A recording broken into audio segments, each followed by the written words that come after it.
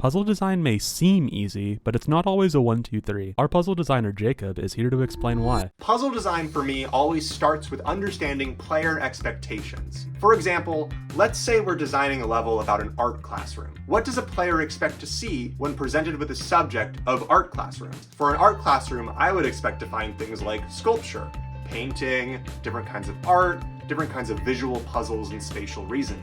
Then I can go into brainstorming all sorts of ideas that fit into these different themes and topics.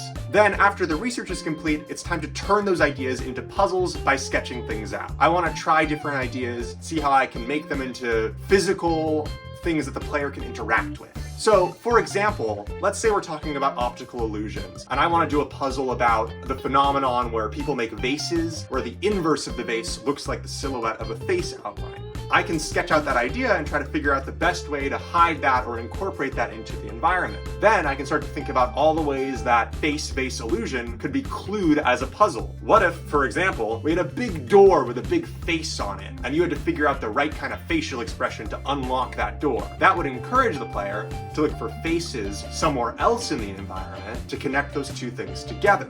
Then it's time for sharing this idea and prototyping it in the level. So what I'll do is I'll draw out the idea on paper or make a simple mock-up of it to share it with other people on the team and see how they respond to it. It's this cycle of brainstorm, sketch, design, share, and refine that is put into every puzzle in the game. If you like puzzles and escape rooms, wishlist Escape Academy too, because